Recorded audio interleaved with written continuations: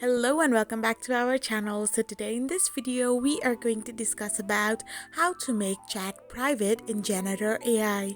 So without wasting much of our time, let's get straight into the video.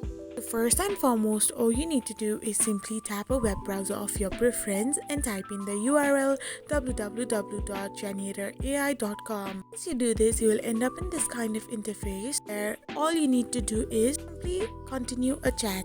So once you tap on the continue button and continue your chat, you will end up in this page where you can see the three lines on the right hand side. Simply tap on it and there you can find the public chat option. So simply close it, and once you do it, then your chat will be made private. So this is how you make private chat in Janitor AI. I hope you found this video helpful, so don't forget to hit that subscribe button and do give us a thumbs up. We will be back again with these informative videos.